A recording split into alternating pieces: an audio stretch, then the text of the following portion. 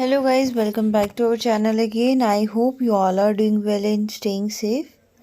So हम लोग कर रहे थे अरिहंत जी के बाय मनोहर पांडे, जिसमें हमने हिस्ट्री और ज्योग्राफी कंप्लीट कर लिया। आज हम स्टार्ट करने वाले हैं इंडियन पॉलिटी। सो चलिए बिना टाइम वेस्ट किए स्टार्ट करते हैं। सो इंडियन पॉलिटी में सबसे पहले क्या आता है? कॉन्स्टिट्यूशन। तो सबसे पहले हम स्टार्ट करेंगे कॉन्स्टिट्यूशन से, ठीक है। सो इसमें सबसे फर्स्ट टॉपिक है कॉन्स्टिट्यूशन में framing of the Indian constitution, ठीक है।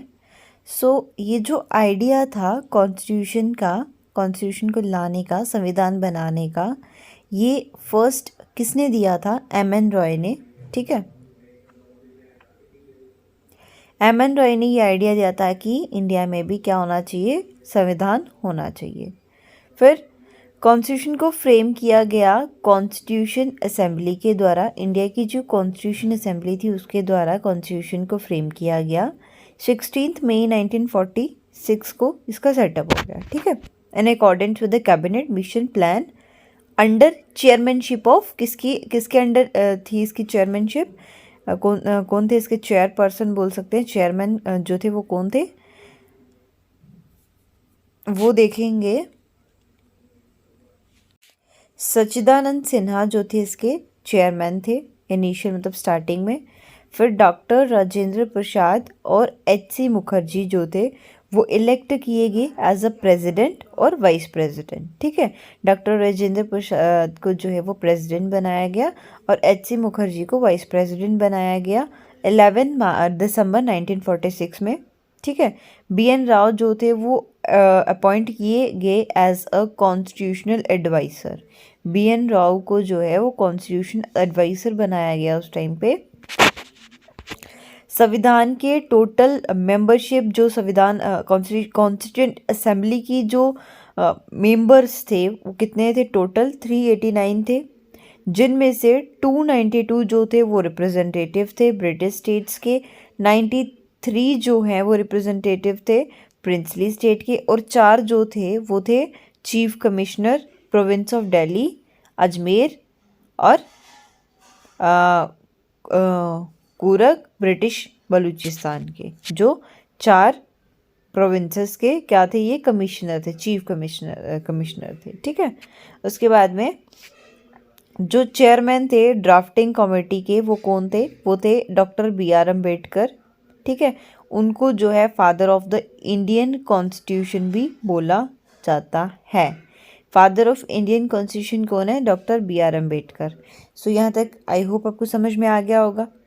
मेन इसमें क्या दिया है कि आइडिया किसका था कॉन्स्टिट्यूशन को लाने का? फर्स्टली किसने आइडिया दिया था? ये दिया था एम.एन. रॉय ने, ठीक है। कॉन्स्टिट्यूशन जो है वो फ्रेम किया गया बाय कॉन्स्टिट्यूंट असेंबली के द्वारा 16 मई 1946 को।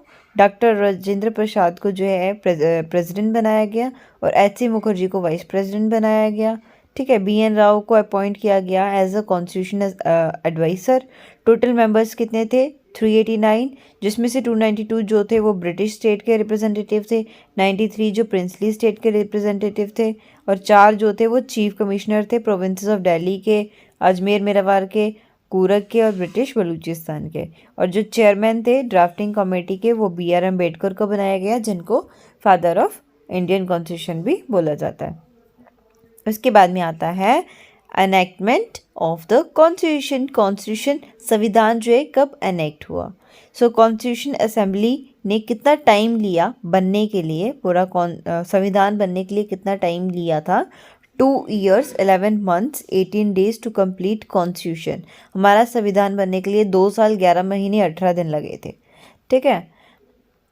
कुछ जो प्रोविज़न थे वो सिटीजनशिप के, इलेक्शंस के, प्रोविजनल पार्लियामेंट के रिलेटेड थे, मतलब इनसे रिलेट करते थे, जो कि इमीडिएट क्या था? इफेक्ट का, वर गिवन इमीडिएट इफेक्ट, ठीक है। जो कॉन्स्टिट्यूशन था वो अडॉप्ट किया गया 26 नवंबर 1949 को, जिसमें प्रीएम्बल थे 395 आर्टिकल्स। प्रीएम्बल क्या होता है? प्रीएम्बल क्या होता है? हमने मान लीजिए हमारे पास कोई भी बुक है, ठीक है, कोई भी बुक ले लो, बुक में सबसे पहले क्या दिया होता है?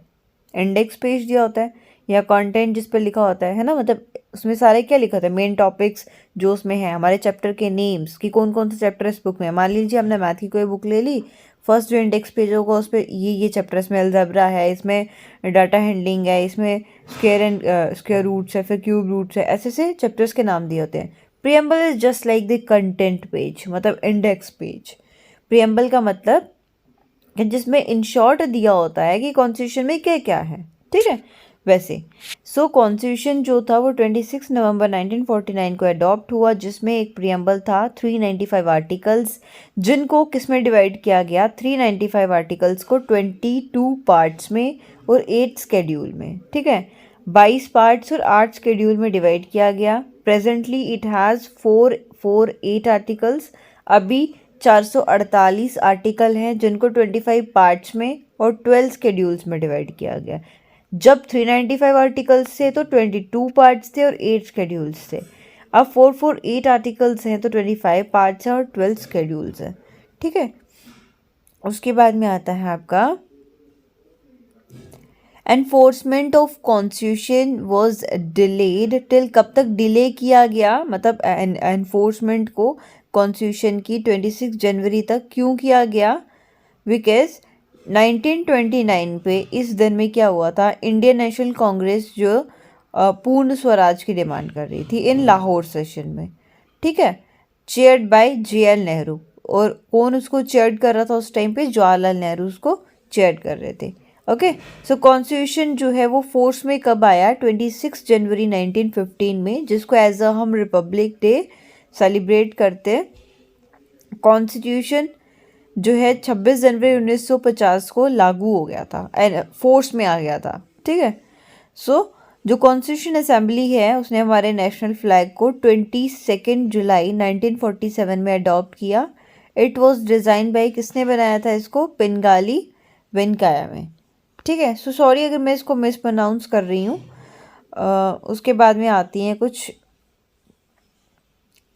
Interim government 1946। मेंबर कौन कौन थे, फिर पोर्टफोलियो हेल्ड को कहाँ था, ठीक है, किसके पास था, मतलब Jawaharlal Nehru external affairs and commonwealth relations portfolio था इनका। Sardar Vallabhbhai Patel home information and broadcasting का। Doctor Rajendra Prasad food and agriculture. Doctor John Mathai industry and supplies. Jagjivan Ram labour. Sardar Baldev Singh defence. CH Bhabha works mines and power. Liaquat Ali Khan finance. फिर Abdul Rab Nishtar post and air. Asaf Ali railway and transport. उसके बाद में C Raja Gopalachari education and arts. फिर Chundrigar commerce. उसके बाद में Ghazanfar Ali Khan health और जोगिंदर नाथ मंडल लॉ, ठीक है। उसके बाद में आते हैं आपका प्रियम्बल। प्रियम्बल मैं आपको ऑलरेडी बता चुकी हूँ क्या होता है। Preamble is just like a index page जिसमें कंटेंट लिखा होता है। सो यहाँ पे लिखा हुआ है इट इज़ अ प्रीफेस और the introduction of the constitution, ठीक है। प्रीफेस क्या होता है, जिसमें हमें होली सोली दिखाया जाता है। प्रीफेस मतलब जिससे हमें बुक का पता चल जाएगा, है ना, प्रीफेस उसी को बोलते हैं। बड़ी सारी बुक्स में प्रीफेस लिखा होता है या कंटेंट या इंडेक्स पेज ऐसे कुछ करके लिखा होता है, मतलब कि बुक के बारे में कि इसमें क्या क्या है, यहाँ से आपको पता चल जाएगा कि इसके अंदर क्या कंटेंट है इस बुक के अंदर। वैसे तो preamble is just like a preface कि जिसके द्वारा हमें पता चल सकता था कॉन्स्टिट्यूशन में क्या है। ओके, सो एक इंटीग्रल पार्ट बोल सकते हैं इसको हम, किसका, हमारे संविधान का एक इंटीग्रल पार्ट क्या था, प्रीएम्बल था, ठीक है। Interpretation of constitution is based on the spirit of the preamble.